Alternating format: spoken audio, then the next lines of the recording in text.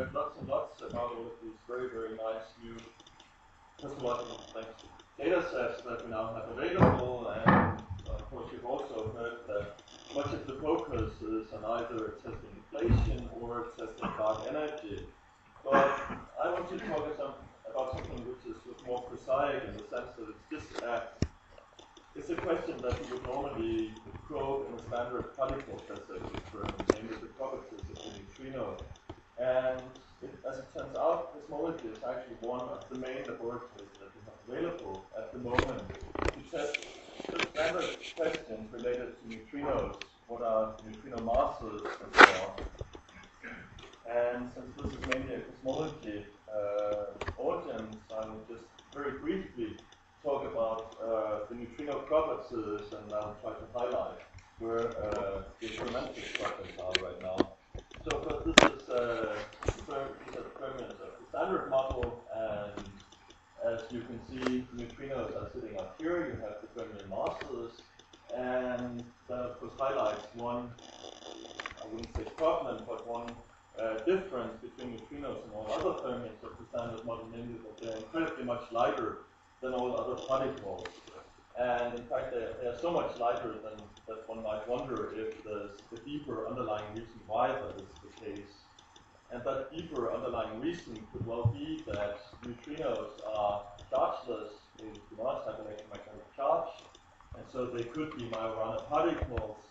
And since they can be Majorana particles, that also means that you can make something like the seesaw model, for instance, that would naturally, by introducing additional very heavy right-handed neutrinos, would naturally give you a very light neutrino mass. The problem is with the fact that neutrinos are chargeless, that they're very difficult to detect directly, and therefore you would want to search for other probes of neutrino physics, such as doing lab experiments, reactor experiments, and so on. And cosmology turns out to be a very nice lab for this. So apart from the fact that neutrinos have masses, we also know that the interaction eigenstates of the weak interaction, so the flavor states, mu and tau over here, are not equivalent to the propagation eigenstates. So they're not equivalent to the mass eigenstates, which are sitting over here. So there's a unitary conformation, of course, between the two sets. And you can write this unitary matrix in many different ways. This is one of them. So you can parameterize it in terms of these three angles here.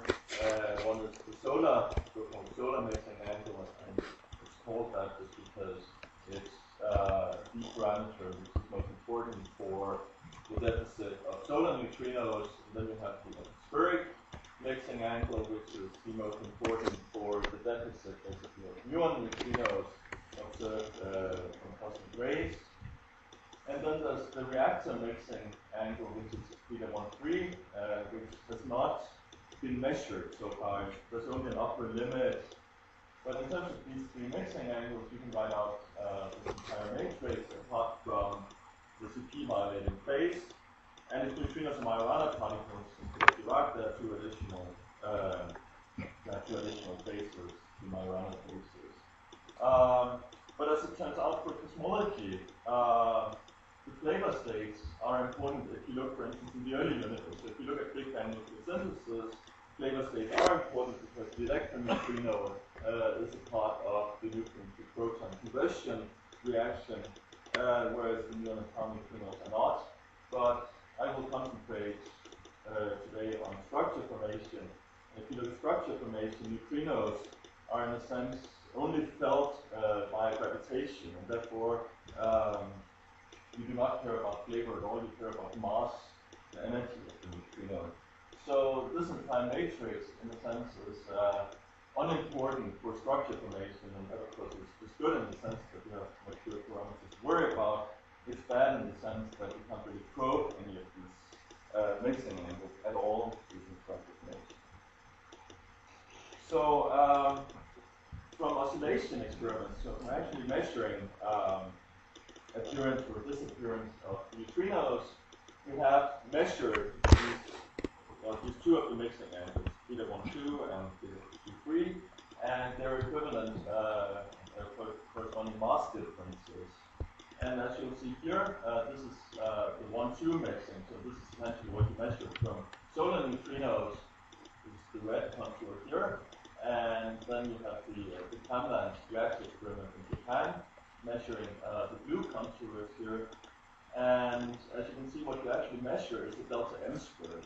So it's not a mass, and it's not even a mass difference. It's a difference of masses squared. So in fact, from this, you can infer absolutely nothing about the individual mass eigenstates. You can infer only something about the difference in mass squared. But if you take the lightest eigenstate to be almost massless, this would correspond in numbers to the heavy state being about 0.01 electron volt roughly. And the other set of experiments, they probe beta 2-3 or the atmospheric angle. And there are again several types of experiments. There's super tiny kind measuring the atmospheric neutrinos, basically just measuring, or mainly measuring the electron and muon neutrino constant in neutrinos. And then there are accelerator experiments. There's the KTK experiment in Japan, and now there's also the Minas experiment. And if you put all of this together, again, it points to one point in parameter space where you have maximal mixing, and for technology, more importantly, you have a mass difference, which is about 0.05 electron volts roughly. And again, this is only if you take the lightest of these two mass eigenstates to be much lighter than the other one. Because in that case, you get this 0.05 electron volts, otherwise you get no information on the mass itself. Now you can put this into a framework, of course, where you have three mass eigenstates that you assume, because you have three interaction eigenstates.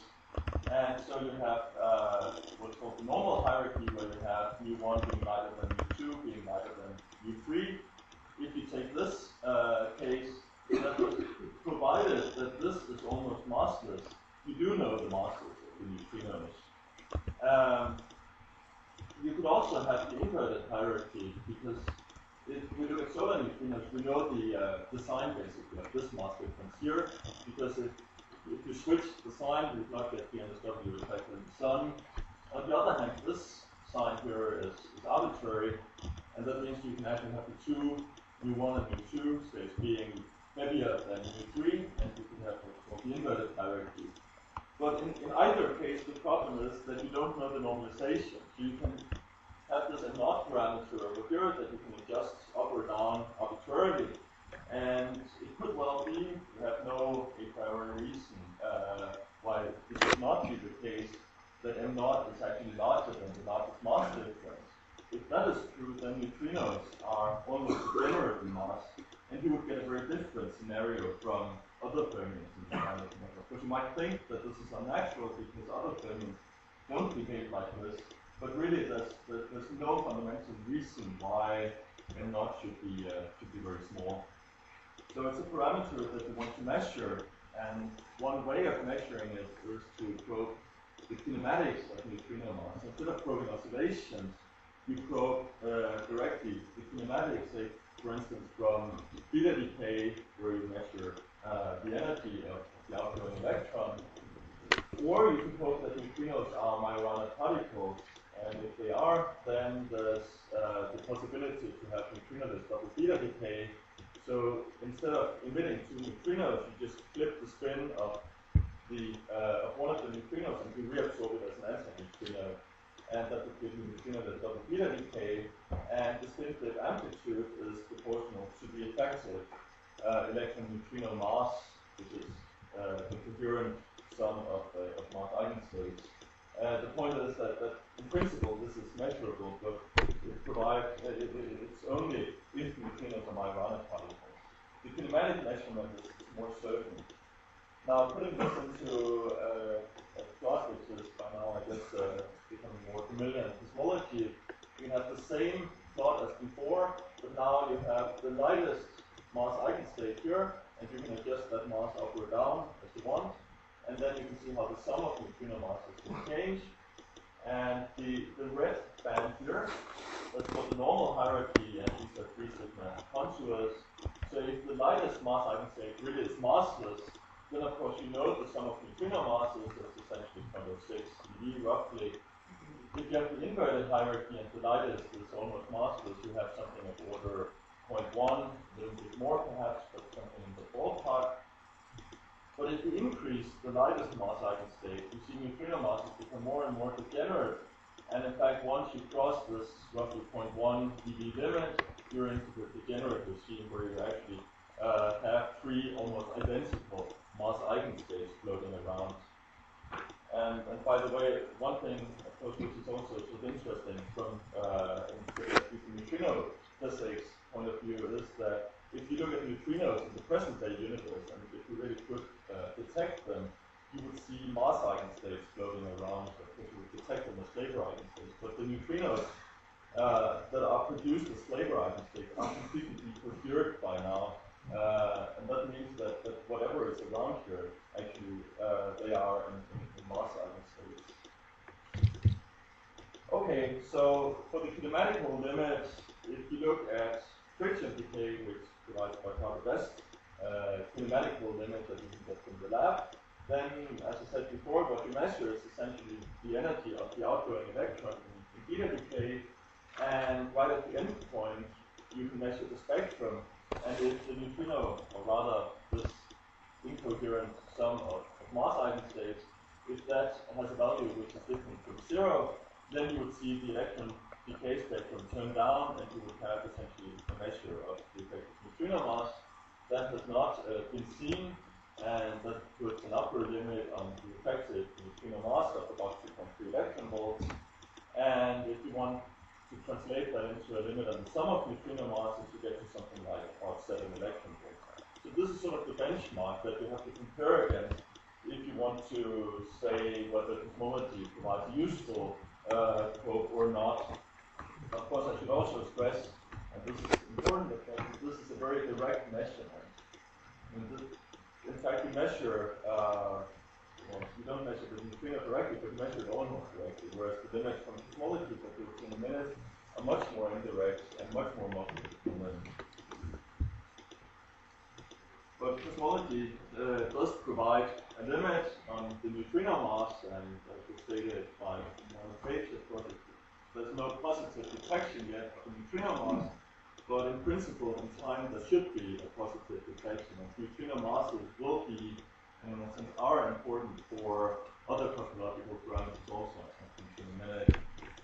Now, if you want to know what the density in neutrinos are in the present universe, then you just calculate the neutrino temperature, just do the standard neutrino decoupling calculation. You will find that the neutrino temperature is related to the photon temperature up to this constant here, and it has to do with electron-positron annihilation.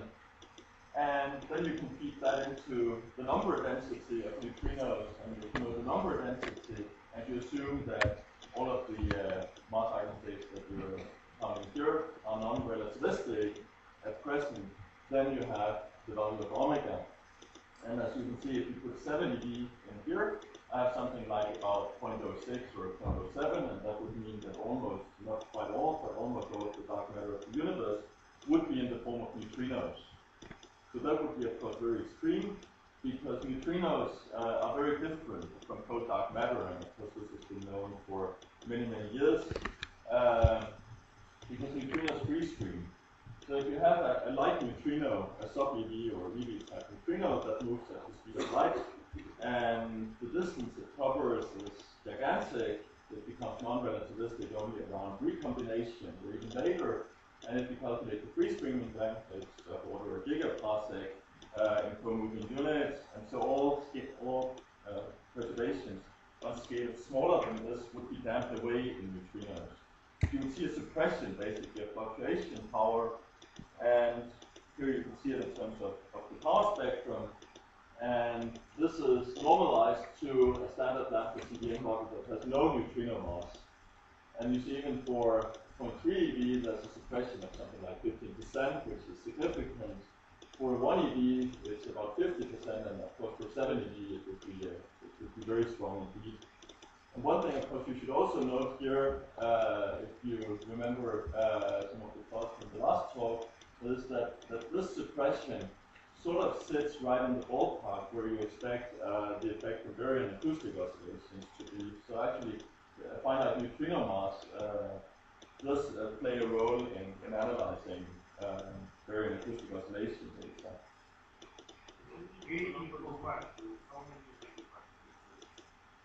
Well, 0.01 is about 600 megapascals. Right? Yeah.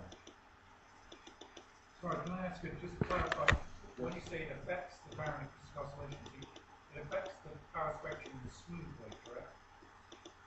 I mean, it doesn't take away the peak.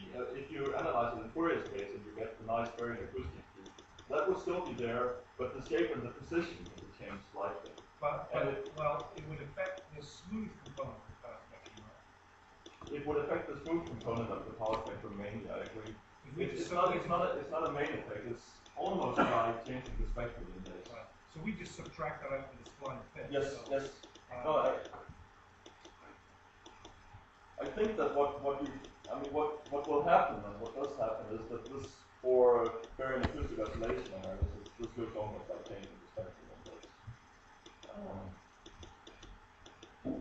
Okay, and I hope this works, but just for a graphics version of this, the text disappeared. These are two n-body simulations that Paul Taubwede, one of our postdocs, made. Of course, it's just for visualization. What you see here is a standard lambda CDM model. It's a 256 megaparsec cube. And here you have a lambda CDM model where you have 7 eV neutrino mass. The sum of neutrino masses is about 7 eV. And of course, what you see is that there's absolutely no small-scale structure in this model. And that is clearly ruled out. I mean, this is not a very model-dependent statement. This is clearly ruled out by observations, unless you radically change the underlying cosmology. You need to introduce something very, very sort of non-standard from the lambda CDM point of view, at least, in order to get this to be a reasonable fit to data. So just putting everything together, there's this nice plot that Max produced a few years ago. By now, this is just setting the scale. Of course, we have the CMB, and you've seen all of this already. On large scales, probing out to the Hubble horizon, we have the large-scale structure survey sitting here, and also the acoustic oscillation measurements. And then, of course, in principle, we have also Lyman alpha force measurements, and there hasn't been much discussion of this so far. I will come back to this a little bit later because it turns out to be important for neutrino physics. And the systematics involved in Lyman alpha analysis is also important for neutrino physics. But this is just setting things into scale context. So if you remember, the power spectrum suppression, it affects scales which are sitting roughly here. So this essentially is probed by the CMB and it's probed by large-scale structure. And if you know the normalization of the CMB spectrum, it is also, of course, probed by Lyman alpha, for instance, because you change the relative normalization at large and small scales. So what is the actual bound on the neutrino mass? And as I hope you will understand in a few slides from now, this is a model-dependent statement. And it's a statement, of course, that is also dependent on the data sets that you're using. If you take WMAP3 only and analyze this within the context of standard lambda CDM plus a neutrino mass, you get a bound of something like 2 electron volts, and this has been confirmed by many independent analysis. And if you add SDSS data, for instance, to this, staying within the minimal lambda CDM model plus a neutrino mass, you get down to about 0.7 electron volts. And this is slightly better than using WMAP1 data, for instance. For this, you don't really need any information about the bias parameter, except that you should treat it as a constant.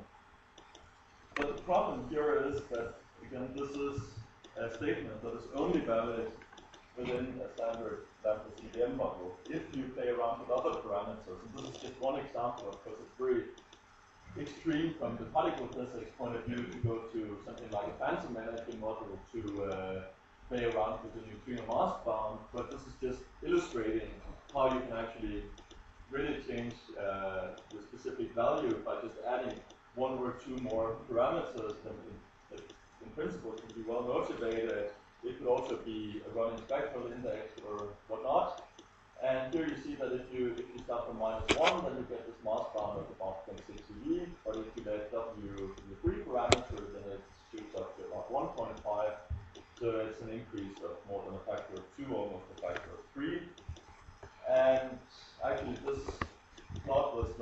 inverted by these people, Bulgarian collaborators, and then saying that if you believe the claims neutrinoless double beta decay detection from the Heidelberg-Moskov experiment, that puts the neutrino mass somewhere in this range, and if you want to make that consistent with other cosmological observations, then you might want a phantom equation of state, and I think that is, of course, overstating it, but it's just showing you that this upper bound is not a model-independent thing. You can, of course, also make the bound stronger by adding other data to break some of the parameter degeneracies. So one thing one can do, of course, is to break the omega MW degeneracy, which is important for neutrino physics, and to do this, we can add very acoustic oscillation data, or you can fix the amplitude of small-scale fluctuations. If you know the amplitude of large-scale fluctuations from CMB, and if you fix the small-scale amplitude, you have a handle on the neutrino mass, because you have a handle on the power spectrum suppression. And this you can do, for instance, using Raman alpha data. And in either case, it really does help. So this is an analysis that we did last year in a much more general model context than just minimal lambda CDM. And if you don't use any of this additional information, Raman alpha, variant acoustic oscillation data, you get very poor constraints. You get something like 3 eV as the upper bound is still better than the lab limit, but it's not really impressive. Whereas if you add the DAO or the Lyman alpha data, it gets down to, again, something like 0.6 eV roughly. So again, the bound is somewhere in that ballpark, but an exact value, of course, is hard to get. Now, if you do this within the minimal lambda CDM plus neutrino mass model, then you can actually get down to about 0.2 eV, which sounds very impressive, but it's also problematic. And let me just illustrate where the problem comes from. This is just plotting the Heidelberg-Moskov preferred region here. So let me get to the next transparency and the claimed upper bound by Roseltak and collaborators of 0.17 eV, which sounds really impressive, and it's getting really close to being able to probe the inverted versus normal hierarchy. The problem here is that this is again analyzed in a simple 8-parameter model, and you take the WMAP3, essentially the plot is here, you take the WMAP3 normalization on small scales, so essentially sigma 8, and then you compare it to the Sloan Lyman alpha analysis, and you see there's a mismatch of about 3 sigma, and this of course is very bad because the Lyman alpha data would like to have a higher normalization of small scale. But if you add a positive neutrino mass, you go the opposite way. So actually, if you add a neutrino mass, the red contour here would go down, making the inconsistency even worse. And so in fact, what you really want is to have a negative neutrino mass. If you use it just as a fifth parameter, you would want to have a negative neutrino mass. Now, of course, this is unphysical, but it also means that if you do your parameter estimation, you sort of artificially increase the strength of the bound by adding inconsistent data sets. And here you can sort of see it. We did the analysis with several different versions of the Lyman alpha, not of the Lyman alpha data. They are the same for the several versions of the Lyman alpha analysis. And if you take the 0.17 eV bound that comes from the red curve here, and as you can see, this is not very Gaussian in the sense that if I wanted to make it Gaussian, I should continue below 0 here, and I would end up at -0.3 or something like this. So this is what actually gives you this incredibly strong bound of the neutrino mass, just adding 2 inconsistent data sets. Now, if you take the analysis that was carried out on the same data by Matteo Giel and collaborators, you get a normalization which is much more consistent with WMAP, and therefore the bound is also relaxed significantly to about something like 0.4. So again, beware of these very, very strong bounds, because if they seem much stronger than the precision of the data should allow for it, of course, normally because the data sets are inconsistent.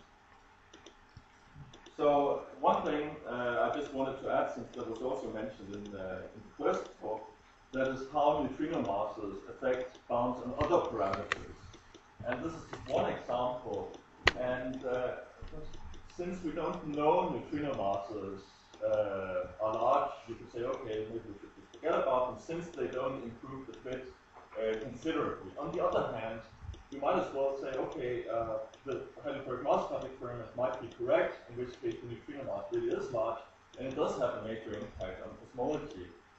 And I think that the correct approach would be to say that we know that neutrino masses are there, we know they are non-zero, and therefore they should be included in cosmological parameter estimation. We cannot just ignore them. And this is just one example of fitting the scalar spectral index and the tensor to scalar ratio, including, or rather not including the neutrino mass here, and this is sort of the standard plot that we've seen many, many times. And this is just if you include neutrino mass, and you see there's a huge degeneracy, especially between the tensor to scalar ratio and the neutrino mass. So, for instance, the statement that lambda 5 to the 4 is excluded by WMAP or Sloan is no longer true if you add a neutrino mass. You don't even have to go to a very fine neutrino mass. Something like 0.3 eV is more than sufficient to actually give you this effect. So really, one should be careful about not including neutrino masses. How does the graph fix if you change the neutrino mass? If you change it from 0.3 to somewhere or higher? I mean, if you put it strictly to 0, you get this. If you put it to 1 eV, you would actually, you would have to put it very high to get a preference for a non-zero R, I would say. Uncomfortably high. But at least, certainly, standard lambda 5 to the 4 is not inconsistent with data, assuming a moderately high neutrino mass. Okay, so let me switch to a little bit to other types of particles than just neutrinos, and say that, of course, since after all we are probing energy density and mass, we're not probing flavor. It could be neutrinos or it could be something else. And one example of this would be to say that we might have extra relativistic energy density floating around in the universe other than some standard model neutrinos. And with, along with many, many other people, analyzed this problem. And here you can see various cases. Basically, what you should take away from this is that, okay, there's here the sum of neutrino masses like before, but now you have one additional parameter which quantifies the relativistic energy density. And again, this could be in neutrinos, they could have just a higher number density than normally, or it could be in additional radiation that comes from particles beyond the standard model. And actually, you get a very nice constraint on this parameter, this n effective, which historically was always previously constrained by Big Bang nuclear synthesis. And as you can see, this is a contour from a paper we did about 3 years ago, and again, this is just showing you, of course, that this rapid evolution and data is really improving at a rapid rate. So the most recent number is this one, and this we put into it last month. The preferred number of neutrinos, again, this is measuring just relativistic energy density, so it doesn't even have to be neutrinos. This 3.9 plus minus about 1.5 or 2 at 95% confidence. And this, of course, is consistent with the standard model value of 3. So that's nice. And actually, if you take the number 0, it's excluded at about 5 sigma. So the cosmological neutrino background is detected in structure formation at about 5 sigma. Except that it does not necessarily have to be neutrinos, but there's something there that contributes relativistic energy density. Now let me just show you an example of something which is definitely not neutrinos. If you have other types of particles, which could be axions or myrons or whatever, there are essentially 2 parameters that are always important, at least if they are produced thermally. That is the mass and the number of degrees of freedom in the plasma at the time of freeze-out. So from these 2 parameters, you get everything. You just have to assume that they decouple while they're relativistic and they were once in thermal equilibrium. You can calculate the energy density at the present epoch, you can calculate the free streaming length, and from this, of course, you can do the same type of analysis as you do for neutrinos and get a number out, or rather a constraint out for the mass and for the G star. which is essentially a measure, of course, of the interaction strength of the particle. And this is one example for actions. So actions in the early universe are mainly thermalized by an action conversion. So this process here, and you can write down the Lagrangian, and these are differently by 0, plus minus, and so on. And the important thing is that actions have an interaction strength, and the interaction strength is related to the mass of the action by this relation here. So actions, essentially, from this point of view, are just another form of pion with different interaction strength. And so here you can see the d star decoupling as a function of this action coupling constant. And as you increase the interaction, or rather, as you decrease the interaction strength, as you increase the energy scale of the interaction, then you also increase the d star at decoupling.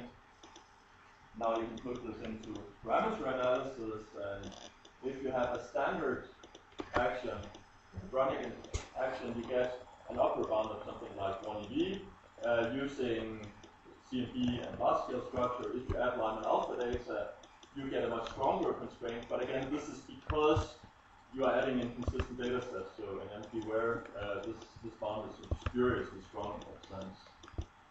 So this is the standard model action, or rather the standard action, and of course you can play around with the interaction strength, and you can also go sort of one step beyond what we did in this previous paper, and you can fit the neutrino mass simultaneously with an action mass and see if that makes a difference. And this is now the action mass and the sum of neutrino masses, and the point is that it makes a little bit of a difference, but not very much. You still get a neutrino mass bound, which is in the same ballpark as before, and you also get an action mass bound, which is in the same ballpark as before. And you can even play around with the interaction strength. It doesn't matter very much. So this bound is of course important for, say, people in the cluster experiment searching directly for actions because it goes up the high mass range. What if you have to use non-thermal? Will you relax some of your... Then you can relax. Then of course you can relax everything. And then the bound doesn't apply at all. So if you produce actions non-thermally, like dark matter actions from chemically, then of course it's very different. This is only for thermal. So of course you also heard lots of stuff about what will happen in the future already, and I won't spend much time on this. I will just say a little bit about gravitational lensing, weak lensing, because that actually is important for measuring neutrino masses, at least potentially. And since this has not been shown before, I'm going to just show it. This is just a sketch of weak lensing. So you have the source, which can be either the CMP, or it could be galaxies, or it could be 21 centimeter emission for that matter. And then you have light propagation through an inhomogeneous universe. And when you propagate light through an inhomogeneous universe, you do get lensing. And so if you take this map here and you lens it, you get something that looks elliptical, and you can now measure the average ellipticity, and you can make an angular power spectrum of the ellipticity, essentially.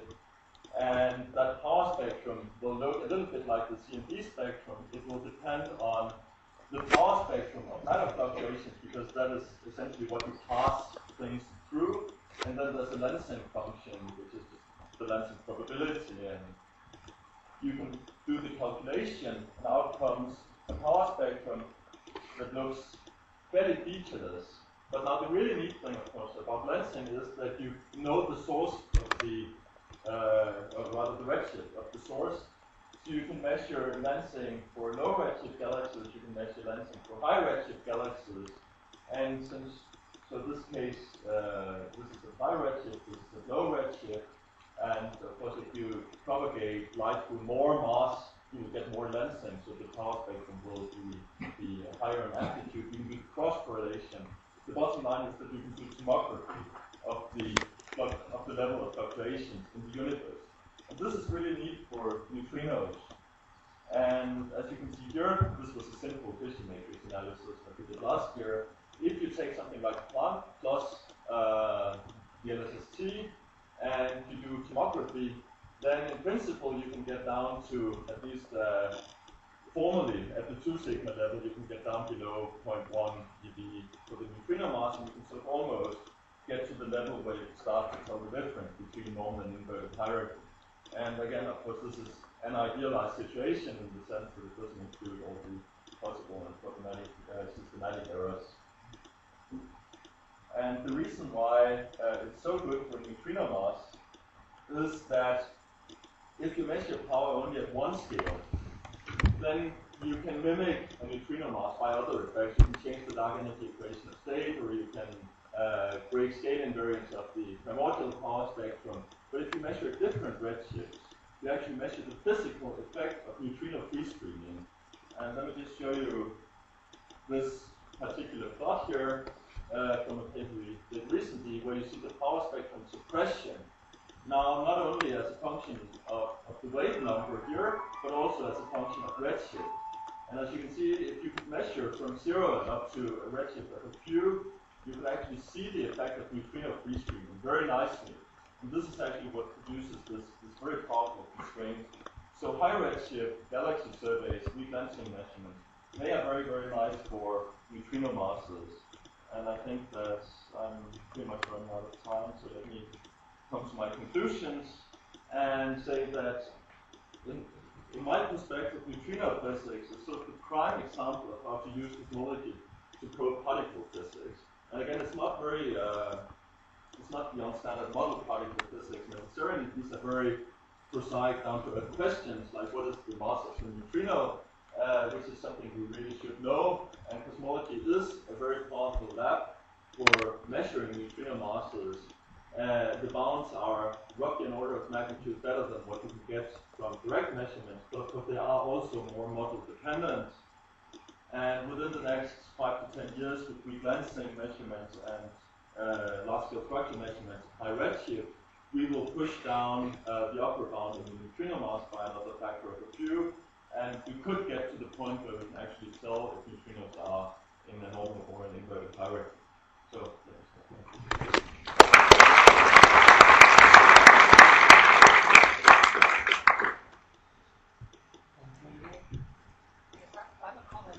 one parameter which you could add, which would change the balance of neutrino masses, would be a component to this source of vibration that survives through streaming. yes, that's right. And of course, you also wrote a paper on this. You could put, say, cosmic strings, for instance, or something that will not erase the neutrino perturbations. And actually another thing that you can do to make the bond looser is to add isoturbic perturbations. That also has an effect. So I mean, there are in fact many ways to play around with this neutrino mass bond. It's not as model independent as you sometimes think when you just see the number quoted. So if I understand correctly, the neutrino mass bound for large-scale structure comes primarily from small, in the galaxy power spectrum, in the regime where it's quasi-linear. And I'm wondering, do you ever consider what scale has been advised on that too, or Yes. against the scale? Yes. It has an effect. Actually, it has a disturbingly large effect to add scale-dependent bias. This is something that we looked at. We did it actually very recently. Now, of course, I took out that slide because I'm really over the limit in a sense. We looked at this very recently, not for the neutrino mass, but for the number of neutrino pieces. And actually, there have been several claims recently that Sloan plus W map gives you a very, very large NU, a preferred value, which is away from 3 by something like 3 sigma. And the reason for this is actually that scale-dependent bias seems to be an important issue. And that means that if you include this uncertainty, or rather, in a sense, if you just cut your data analysis at larger scale, not to reduce sensitivity, but it also brings the value down to something which looks much more reasonable. And you can actually, you can see even where it comes from. It comes from taking the Sloan PR2 sample and analyzing that just using linear theory together with W magnitude very much. So yes, it does, and it also has an effect on neutrino mass.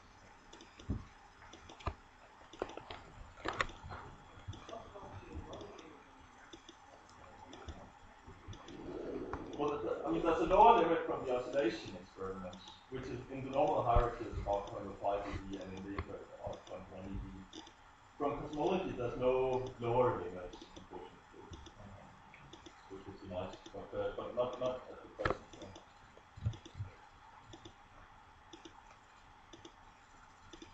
Okay, then we thank again speakers.